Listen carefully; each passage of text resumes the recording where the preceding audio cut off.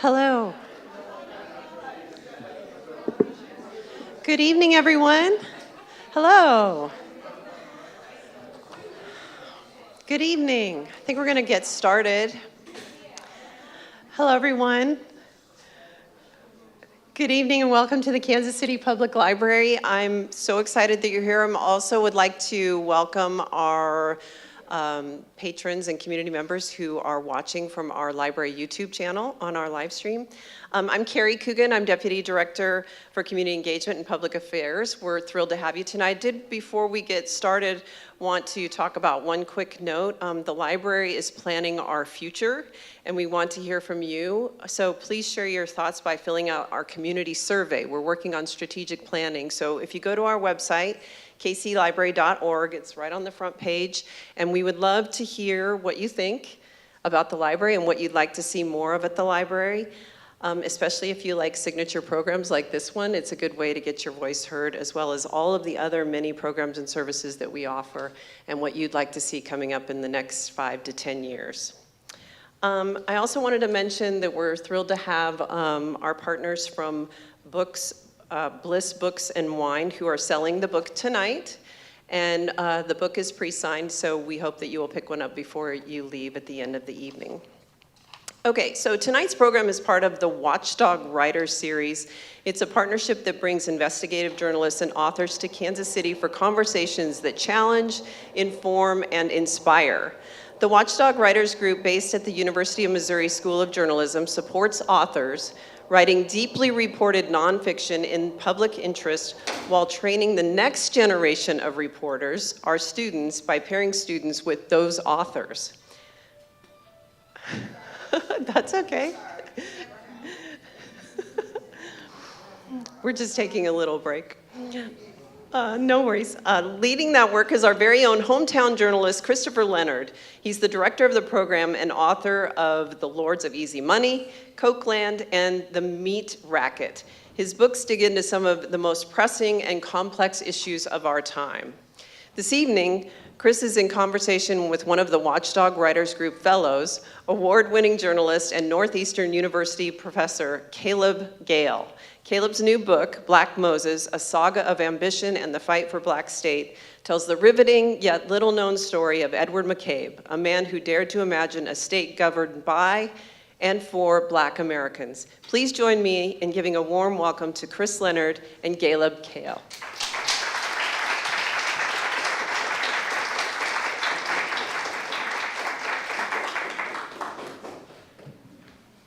Hello, thank you for coming out tonight. Really appreciate it.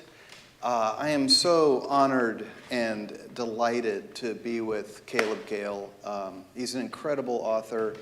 Call him a friend. Caleb's been with the Watchdog Writers Group for a couple of years now. Can't wait to talk about this book. But before I do, if I could quickly say, you heard at the Watchdog Writers Group, we really focus on the next generation of authors as well. And the young reporter who helped Caleb over the last couple of years drove up here from Tulsa, Oklahoma to join us tonight. Anna Coletto, if you could please stand up. Thank you. We're going to hear from Anna a little bit later tonight. She's an exceptional young reporter. Please remember the name Anna Coletto. She's going to be my boss someday. And so that's why we're being so nice to her tonight. So, you know, you're here to hear from Caleb and to hear about this book. And I've been hearing about this book for a couple years, but just had the chance to really read it this summer. It's a profoundly moving book. It's a revelatory book, and I think it's an incredibly important book. So I'm excited to talk about it tonight. And what I think you're going to see in this book is what draws me so much to Caleb's writing. You heard he's a professor at Northeastern University, but Caleb, to my mind, is two things at the same time. He is an incredibly diligent and thorough historian, which God knows we need more of these days. He is the kind of historian that digs and digs and digs into the primary documents, travels, and really brings history alive. But at the same time, Caleb is one of the best contemporary journalists working today. He's published magazine stories, newspaper stories, the New York Times, Boston Globe. He's a contributing writer at the New York Times Magazine now. But what I think is so powerful about that is that Caleb's work, to me, is always this conversation between the past and the present. In other words, understanding how these decisions of the past have shaped the world we live in today, and then what I think is kind of this urgent call to learn from the past so that we can make decisions now that will shape the world we're going to pass on to the next generation. And this book absolutely crystallizes it. Black Moses, the story of Edward McCabe. And the book is structured something like the story of an Exodus, the story of an exiled people seeking the promised land from one horizon to the next in this arduous journey. And what makes it poignant to me is that the promised land they seem to be seeking here is America itself, this idea that we can live in a country where people can, where the governed govern themselves, and where citizens stand on equal footing with one another. And so the story you've told here on its own is an incredible historical story, but as I think you'll see, has profound relevance to where we are today. So Caleb, I was kind of hoping we could actually walk through that journey tonight. And I think, amazingly, a great place to start is the state of Kansas, which features so prominently in the book. But if you could help set the stage for us of what the world was like when Edward McCabe's journey starts, and where we are in this post-Reconstruction era and this world that Edward McCabe came into as an adult. Perfect. So let me echo Chris's gratitude. I'm so happy to be here. It feels, because I spent so much time in Kansas and Missouri and Oklahoma, of course Oklahoma is where I grew up, it feels like another home. And so I feel very welcomed here. So that's one. Two, I think from now on, like every Zoom call, every meeting, I'm just gonna like record Chris introducing me. And when you join that conference call, they're like, introduce yourself. Click. So that's what I'm gonna do. The last thing I'm gonna say is, this is being live streamed, and so my wife is watching this, and this is our 4th anniversary. We're just still in that young puppy love. So I'm going to say to her, sorry for being here. Thank you for extending the great grace to be here. And then the last thing, truly, that I'm going to say is that I want you to remember one thing. It's that I'm the son and grandson of a very peculiar set of people you might be familiar with, but they're pastors. They're not just pastors, they're pastors of black churches. And I'm not a pastor, but it means that I have a very fragile ego, just like they did, right? That's the reason they're like, can I get an amen? It's not because they really want you to say amen, they just want to know that you care about what they're saying. So I'm going to try this one time. Good evening. Wonderful, wonderful. So yeah, I mean, look, the world as it was when Edward McCabe was making his way from Chicago, Illinois, where he was serving as a clerk and advisor to a guy named Potter Palmer, who was this vaunted hotel king of State Street. If any of you have been to Chicago, you've seen some of his handiwork. And if any of you remember Marshall Field, y'all remember Marshall Field? Right, you'll see some of Potter Palmer and, by extension, McCabe's education in which he learned how to sell, right? Statements like the customer is always right, we're familiar with that. That's attributed to Potter Palmer. That was McCabe's effective mentor. And so that's where McCabe learned how to sell, but not just products, he learned how to sell dreams. And so when he came to a place like Kansas, he came because he himself was sold a dream at a time where dreaming and hoping and trying were that much more precarious, that much more difficult, that much more based on faith and not necessarily by sight. I'm not a pastor, but I had to sneak that one in there, okay? All right, so Chris asked me to describe the world at that time. Very simply, and I'm gonna make this somewhat reductive, but for the purposes of making sure we get to some of your questions, I wanna keep this short, which is that the Civil War happened, emancipation came. It seemed as if we were walking into a bright new tomorrow. Reconstruction happens. And for the course of several years, we see politicians, black politicians, being elected in places you can't even imagine. Lieutenant governor and then Governor Pinchback, a black person, indistinguishably black. Like, you're not going to wonder if he's found. No, he is a black guy in Louisiana, right? Like one of the major ports by which black people were ported into just a decade and a half before. Branch Bruce, one of McCabe's closest friends, John Mercer Langston. I mean, this long murderer's row of phenomenal black leaders. And very quickly thereafter, by the time we get to 1876 and the Hamburg Massacre, followed by many other massacres, the election and retrenchment of varieties of federal troops all over the American South, it became clear, not just to black people, but to all people who were living in America, that things were changing and not for the better, especially as it pertains to black people. And so as such, McCabe, though never enslaved, made his way to Kansas. Oftentimes before, people who would become known as Exodusters would begin to flee. Suddenly is what Nell Irvin Painter, a phenomenal historian, said. A sudden movement of black people. Thousands and thousands of them, oftentimes departing all that they had known and all that they had believed to be true about their world and came here, oftentimes because of Kansas's reputation as valorized by someone named John Brown. So as such, people came also very differently than what we're used to in the story of the Great Migration, right, from 1910 to 1970. No, they came, remember this, they came to build. And I think that's something that's quite different. They weren't just escaping, they were escaping so that they then could begin again. So as Chris said, yes, this is a story of Exodus, but it's just likely, again, I'm a son of a pastor, I can't help the references, it's also a story of Genesis. Except in this case, Genesis came after Exodus. Back to you.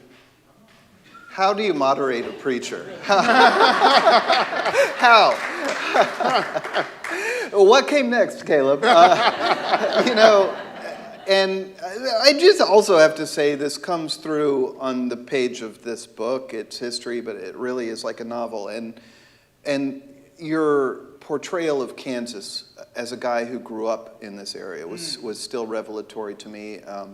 The fight over what this land would be and how it would be. But McCabe came here with a specific vision. Yes. And it wasn't just a simple vision to move here and start a farm. Correct. It was to build a city, as you said, in Nicodemus. So I think what I want to highlight here is already at this point, we're coming to this theory that McCabe has, that it's not enough to simply have a job at a company owned by white people in a town governed by white people, but that black people need to build their own destiny. Yep. And so could you talk about the vision he had and how people tried to make that vision of sovereignty and self-governance economically and politically in Nicodemus? Yeah, so anybody been to Nicodemus, Kansas? Oh, You've got to go. 2. Okay, I've been several times. You'll learn in the book about what it's like to try and get there from Boston. Good luck. It's right on 70. It's right on 70 after you get here. But at any rate, I spent a lot of time there, and what I found really interesting is that when you're trying to figure out, I think essentially what we see is that McCabe was going to what was then considered by many kind of the end of the world, right? That was where, like, it was the end. But for a lot of people, especially those who came along with McCabe and came after him, it was the beginning of a new one, right? And so as such, the goal was, in many cases, we have to remind ourselves that McCabe was a tactician, right? His notions of emancipation, liberation, radicalism were always channeled through hard-knuckle, brass-knuckled politics, right? He was a man who was obsessed with power. And oftentimes, in very narcissistic ways, he put himself right at the center of that power. He wanted to be the man in charge. And I'm not going to spoil it, but a con man who had been pardoned for murder and had many a woman and another woman, and maybe more women, and some horses that he didn't buy, and a couple of court cases, and some more philandering and more women, had left Nicodemus in a state where it was in need of governance, right? And so here comes this highfalutin, never-enslaved black man with his best friend, also a never-enslaved black man from Chicago named A.T. Hall Jr., and they came to kind of implement black liberation in a way that was incredibly, and I'm going to use this word a couple of times, quotidian, mundane, regular. to establish normalcy, right? Like there would be a school, there would be a church. People would go to church on Sunday, people would go to school during the week, they would work, they would provide for their families, they would go home, they would start the process again. We take that for granted now, right? We get bored with it. But for a lot of these folks, normalcy was a salvific thing. It was, in fact, their own salvation. And so try as they might, that's what McCabe was looking for. But McCabe, unlike A.T. Hall Jr., was, again, I'm not blaming narcissists. I'm not saying they're bad people necessarily. But McCabe saw himself as a man who wanted power. And so as such, Nicodemus, while for some people when they came, there's a phenomenal quote by Wilhelmina Hickman as she's getting there with her husband all the way from Tennessee, and she looks out on Nicodemus and sees dugouts, and what she sees is anthills, and she says, honey, where's Nicodemus? And he said, it's right there. And she says, she records, I then began to cry. Because it was hard. It was hard, right? It was hard work to try and craft a town out of a place that had not been one, right? And so that, for McCabe, was not a place where he decided to begin to cry. He decided, oh, this is my shot. This is my moment. And from there could establish that this portion of northwestern Kansas would be his platform to jump into even further levels of leadership where he would become the state auditor, one of the very first black elected statewide officials in the entire country, post-Reconstruction. And so as such, he saw this as almost a staging ground. He thought he could do a great deal here, but realized very quickly that his race was not something that propelled him, but in often cases, it capped where he could go. That's the reason he started to turn his attention south of where we are now, to a place where it seemed, emphasis on seemed, like there was an opportunity to craft a self-governance model that could potentially work, and in many cases, solve what many people in the US government saw as a persistent problem called the Negro problem. And he had a solution, except his solution was a very, very problematic one. He wasn't a perfect man. He called his plan the Negro colonization scheme. All right. Yes. And I do want to touch on what he faced when he got into politics, because what happened in Kansas was so important. I mean, these people literally built Nicodemus out of nothing. Yeah. And McCabe became a governing official for the first time in his life. Yep. Became a hyper-efficient and effective government official. Yes. Became a hyper-efficient and effective state government official when he was auditor of the state of Kansas. Yep. But I got to be blunt, it was very depressing. I'm sorry. As he hit the limits of the political ability to have power in Kansas.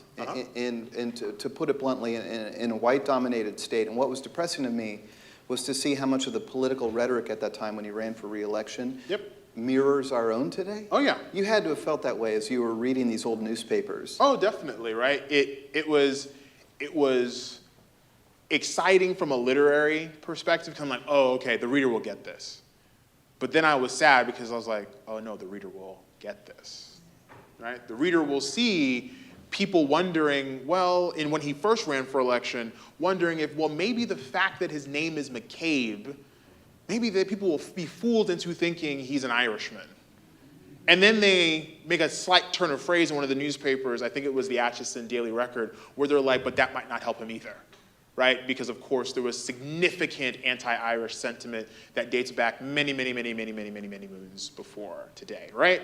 So to some extent, the nature of identity politics was not such that it didn't deem him unqualified necessarily. It made it such that he became known for a nickname that was first given to him in Wyandotte County. I'm probably saying that improperly, but... You got it. Oh, Wyandotte thank you very County, much. absolutely. I worked on it. I practiced before I got here. But the statement was that he was a push ahead, right? He was a push ahead, meaning that he pushed ahead of his station, right? The categories made clear, like, oh, well, you're not supposed to do too much. And I would say that when you see McCabe playing politics here in Kansas, you can tell he's actively trying to play this much more conciliatory game, right? He's trying to, make trades. For instance, when you wanted to run for a primary, anybody voted in a primary here? Anybody voted in any primary before? I hope all of you one day will raise your hand when someone asks you that question in 4 years, or 2 years, or next year rather, right? But when you go there, you see, oh, okay, Republican, Democrat, Independent maybe, or whatever, Green Party, you select which one you want, you pull a lever, you dimple the Chad, you push the button, and they say, congratulations on being a citizen, right? And you get like a nice little flag. Well, when you were running in primaries here in Kansas back then, you would have to go on a circuit to almost every single one of these places and make your pitch. And you would be making your pitches both to papers and to leading men of the day. Of course, it was leading men of the day. And likewise, McCabe had to do this. But then after he got his 2 terms in, they began to wonder, even though the third-termism notion was a bit of but anathema here in Kansas at the time, it wasn't equally applied, right? So there were some people who were getting their shot at a 3rd term, but then suddenly, for whatever reason, the only person was this McCabe guy. And it was at that point that he didn't actually go south first. He didn't go to Oklahoma first. He went, of all places, to D.C., which he would then call Pharaoh's Court, where he would beseech Pharaoh, President Benjamin Harrison, with a new idea that was just as old as it was new. And when he's in D.C., again, I feel like he saw the limits of what could be done in Kansas. Yep. And this idea seems to incubate in his mind more and more. He does get this vision, and I'm going to let you talk about it, but what needs to happen is going to happen. The journey moves forward to Oklahoma. Mm-hmm. It becomes this sort of promised land where a new city could be built, but his vision is that it must be a black state, yep. and it must be built with black cities. Yep. And to me, it's such an important idea, and it's so salient to what we're going through now. And when I first heard about this book, I have to admit, I kind of thought about it just in terms of what we call identity. Mm-hmm. But McCabe had a very deep understanding of it. And if I could, I would love to read your words about it. I'll see if I remember them. McCabe's idea was called in the press, and I don't know if he used this term, it was Negro supremacy. Oh, yeah. Yeah, I can go into that. Go ahead. Okay, so he uses this term. And the way you phrase it is that Negro supremacy for McCabe wasn't a statement of enhanced social status of black people over white people or the need to take away the rights white people enjoyed. Rather, it was the notion that black people would take up the mantle of leadership for themselves if given the chance, without encumbrance and interference by white people. In other words, they would own the property, they would run the government, they would be able to operate with sovereignty outside of these strictures that refuse to die in the South, the segregation, the oppression, cutting people out. He was convinced that this was the way forward. Yep. So could you talk about, once he has this idea in his mind, what he saw in Oklahoma? Sure. And what was happening in Oklahoma that opened it up as this vista where maybe this could happen? Yeah, I mean, Negro supremacy was initially something lobbed at McCabe, right? So they kept writing, oh, like he's a Negro supremacist. Meanwhile, he was saying things like, I'd love for black people to not be, he said, to operate unmolested by white supremacy. I would like for them to have the fair and equal vote. I mean, just sort of boilerplate things, pretty simple things, you would think. And so then over time, he says, you know what? Sure, yeah, you want to call it Negro supremacy? I'll meet you on your terms. Sure, fine. Negro supremacy is what I'm going for, right? So to some extent, he's like this, he's a bit of a pugnacious kind of dude, right? Like he feels like, oh, no, okay, fine. You want to go there? Let's go there.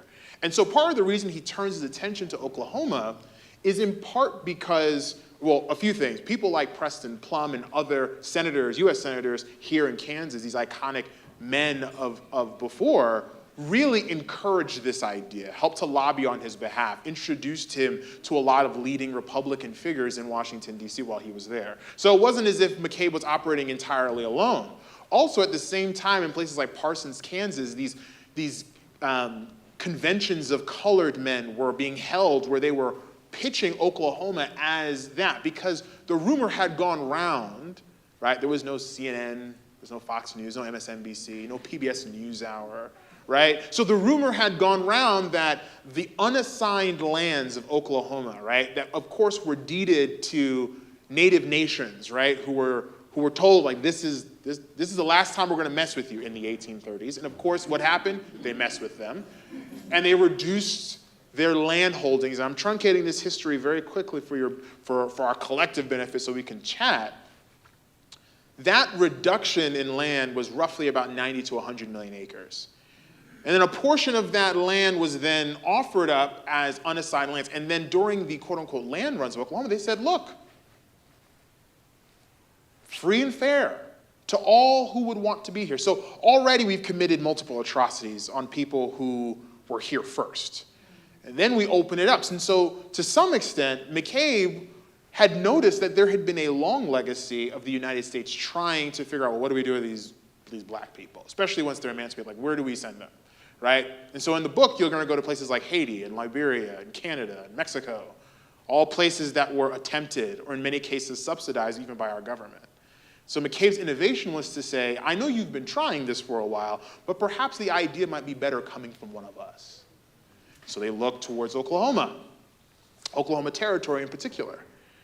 And on top of that, part of the reason it was attractive to him is because in some cases, in his mind, it was made unassigned by other people's hands. Now that's pretty problematic, right? Like, it's okay to feel very uncomfortable with people who might be deemed as iconic, and McCabe can fit into that. But that's quintessentially American, no? Right?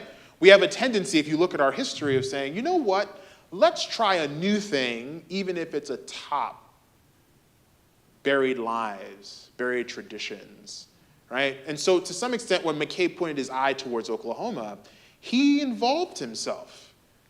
He made himself complicit in a lot of the harm that had already been done. But that's how bad it got. Like, imagine in the 1880s, right? It's not now, right? If someone walked in here and said, I'd like to take the western portion of Kansas and make it a black state, all of you would be like, that person's on a watch list. Let's be very careful of that person, right? Let's get some distance from that person. So then let's go back by 140 years almost and see a guy in Kansas saying, I'd like to make this portion of this place you call Oklahoma a black state. And I would like only for there to be black governors, mayors, senators, congressmen.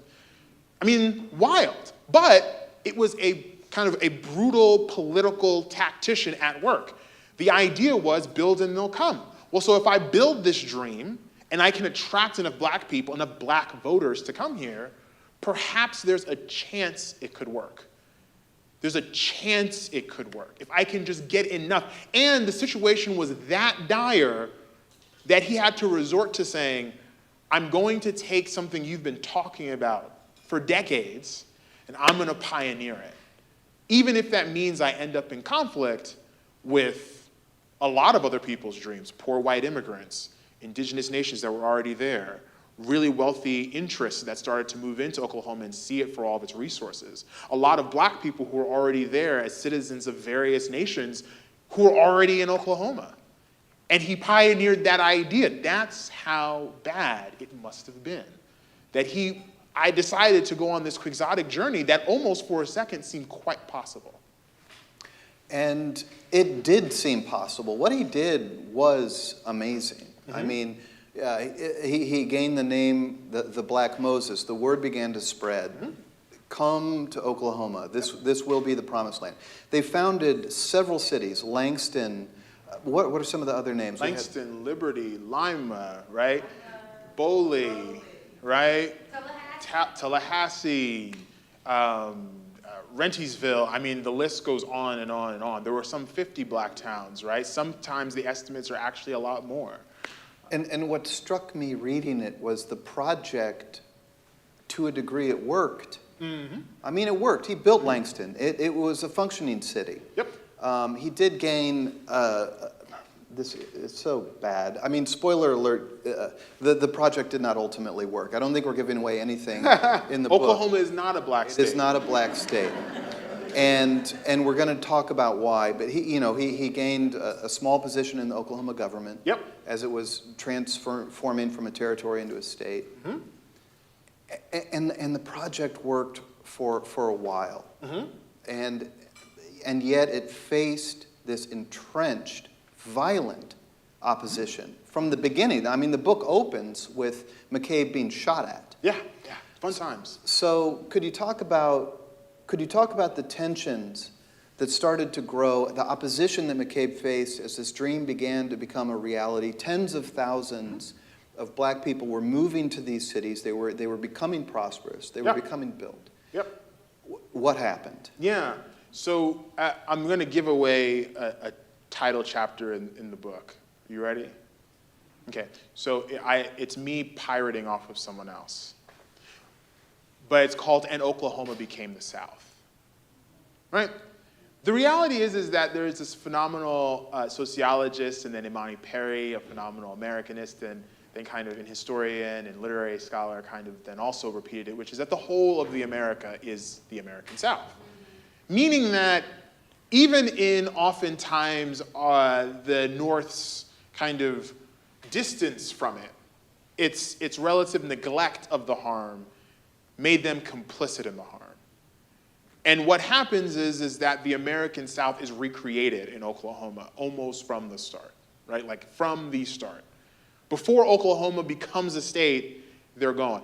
People were getting to Oklahoma via train. Well, do you think that train had segregated cars or unified cars? Well, it had segregated cars. Do you think that black people, once they got to places like Guthrie, which was then the territorial capital, that they were given free movement? No, a lot of them were remanded to be in a place called the Elbow. Do you think the Elbow had equal treatment, offerings, opportunities? No. Do you think when black people who were invited by black citizens of the Cherokee Nation that they were greeted with warm arms? No. Chief Samuel B. Mays decided to stage what would have been one of the bloodiest battles in what's called Gooseneck, Oklahoma. So Oklahoma became the South. I know we usually like to think that this collection of states towards the South and Southeast are all that make up the Confederacy, but I assure you that a lot of its project, right, is still occurring today. In fact, Foner says, Eric Foner, who's written beautifully both about Reconstruction and the Civil War, said that the Civil War was being fought long after the Civil War. The Civil War and the project of Reconstruction is being fought right now.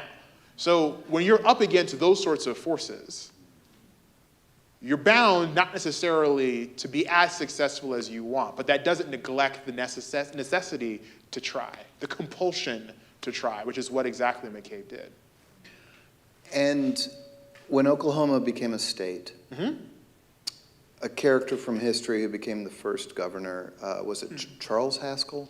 Alfalfa Bill Murray, I believe, was the first governor, followed closely by Charles Haskell. Well, it was Haskell that I became furious about. Oh, well, they're both fury-making, so I get it. Yeah. And suffice it to say, the first acts of the Oklahoma State Legislature committed such violence against McCabe's project. It really felt to me reading it like an assassination. Yeah.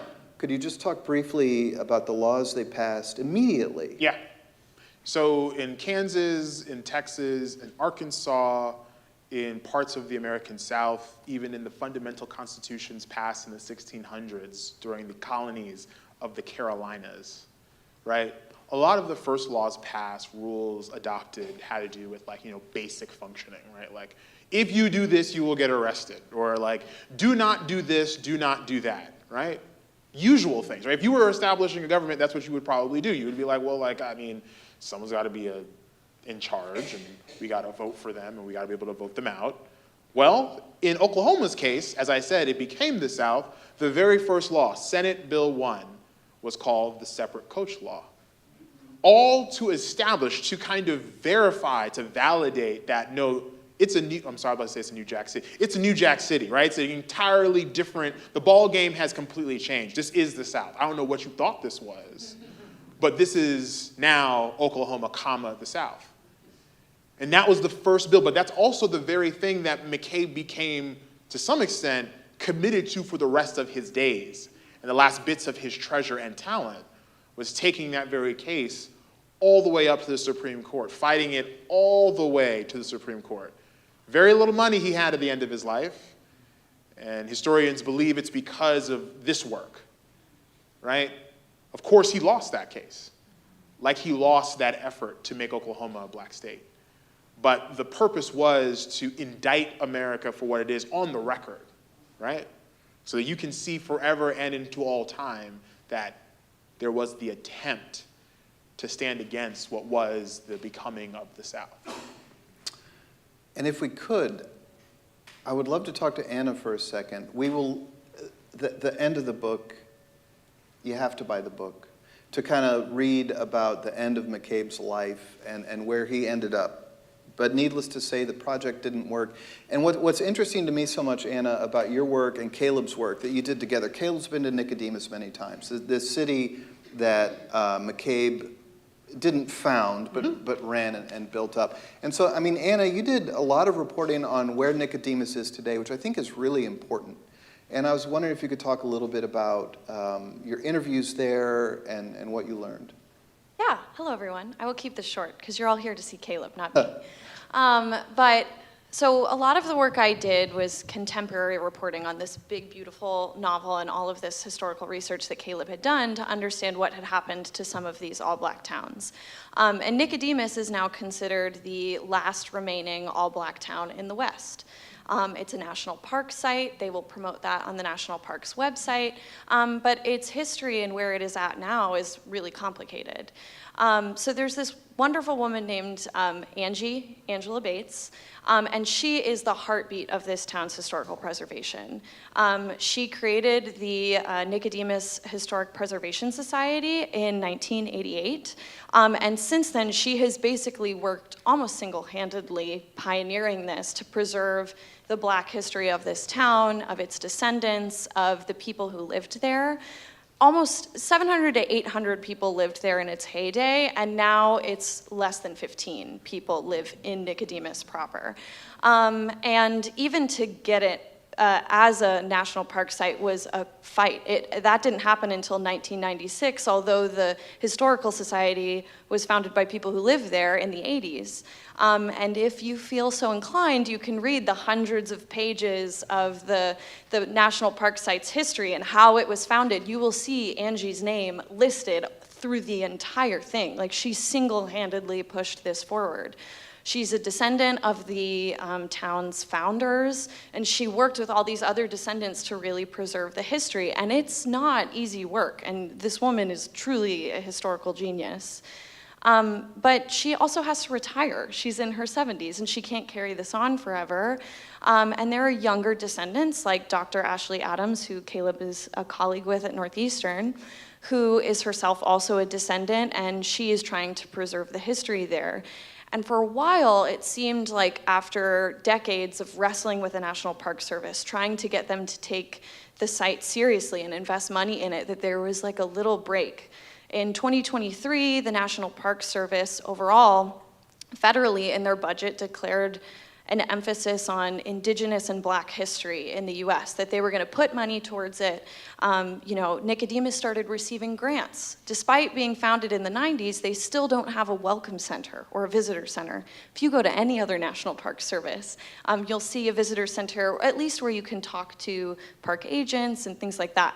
They still don't have one. And even though they started to get this funding, they started having community listening sessions in 2023 to see what a visitor center would look like. Dr. Adams and Angie thought that it would take another 2 decades for it to actually happen.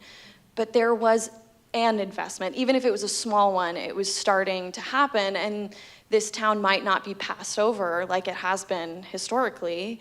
And now we find ourselves in a place where the National Park Service is being gutted federally. And I have spoken to Angie and to Dr. Adams recently, and they're having to change their programming. So, they had wanted Nicodemus to become this hub for Black history and genealogy to help Black people from across the country trace their lineage and understand where they came from, which is a really hard thing to do. But now they're having to kind of quiet their work. They haven't been majorly impacted, and they don't want a spotlight to be shown on them. They want to keep moving forward.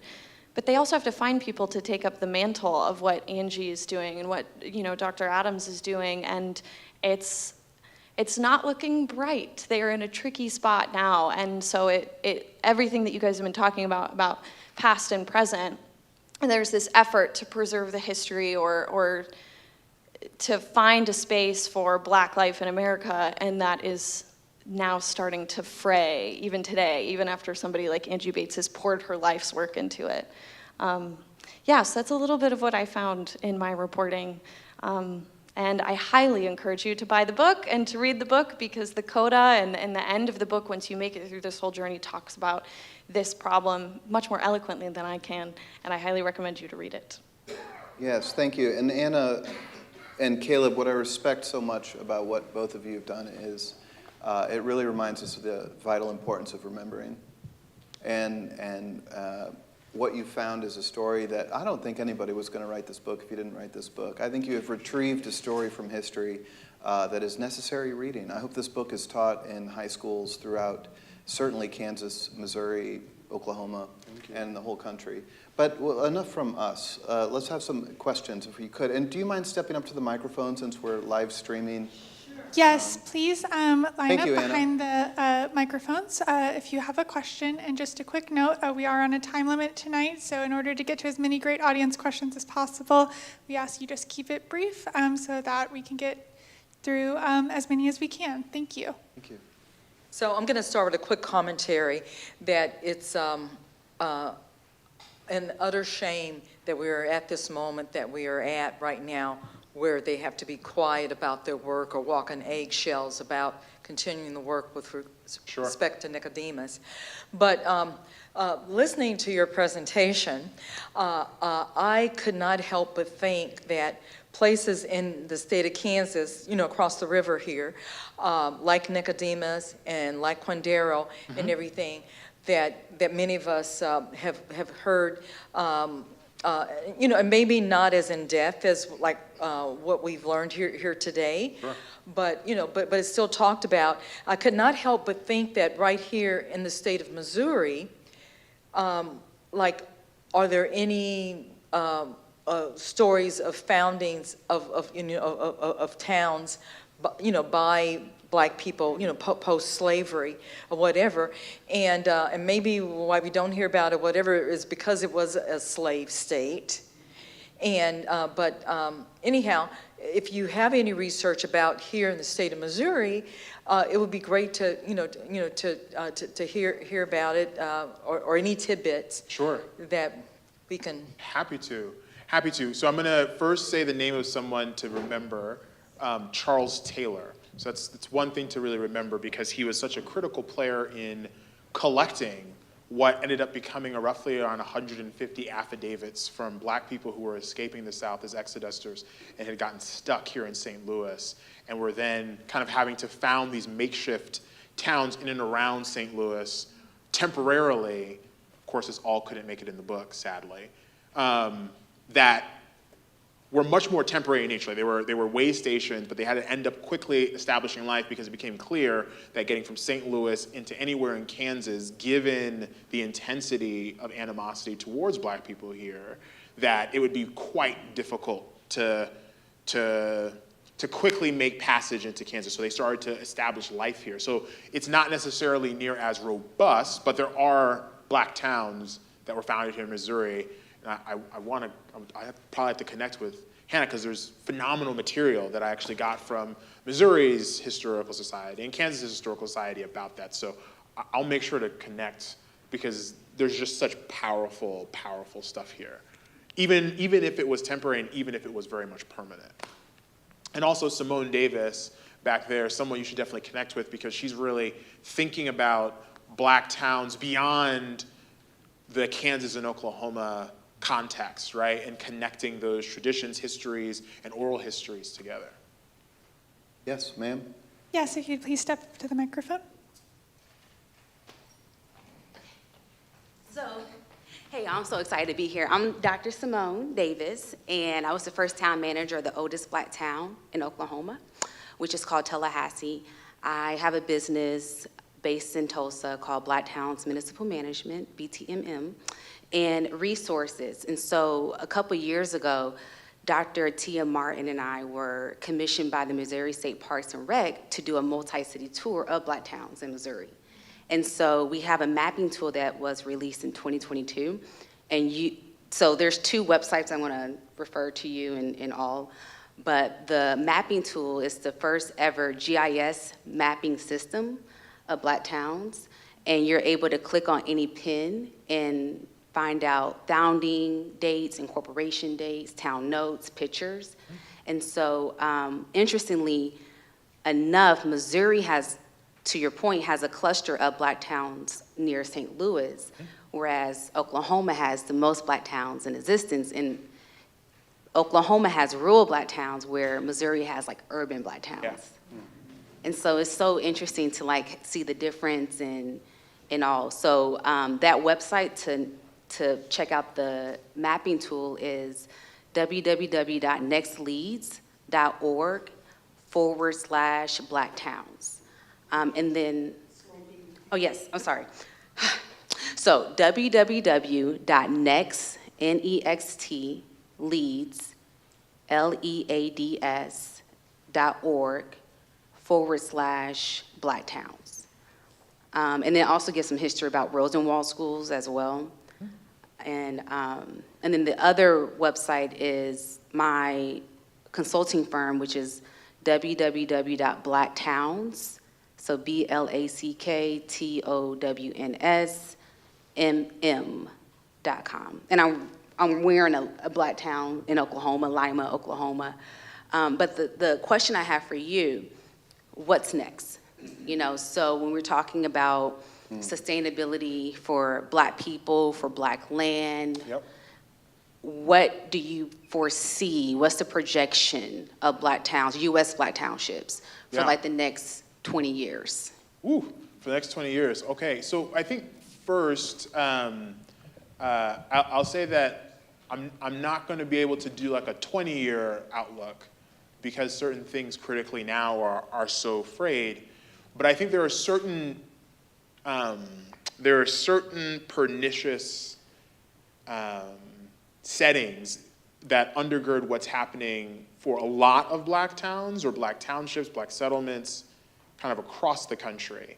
Things like fractionation, heirs property, problems in which you, for instance, let's say I was born, let's say my great-granddaddy was born in Lima or in Boley, and he left, or I left years ago, right? Well, all of his kids, if he didn't appropriately sign a will and deed it to me, all of a sudden, I might not have known that I even had this property, a small portion of it. And if I haven't been paying taxes on it because I didn't know, it allows actors who might want land, which is happening a lot in places like Boley, in places like South Carolina, to come in and say, well, I'll pay off that tax. I'll call you. In fact, I'll just say, I'll give you, you didn't even know you had it. I'm gonna give you $500. I'll give you $5,000. I'll give you $10,000. They'll just keep on going up and up. And then they'll, from that, take that underlying property of that one small plot along what your entire family owned and then snatch it from you. Now, one of the few defenses against that, funny enough, is a much more sophisticated, or at least not even sophisticated, a very legal path of capturing people's oral history through affidavits that very clearly identify the oral history lineage of their property ownership on those places. So to some extent, like literally the first defense that must be done in a lot of these places is the collection of stories. And then codifying them in affidavits that then prevent other pernicious actors from stealing the land from under them.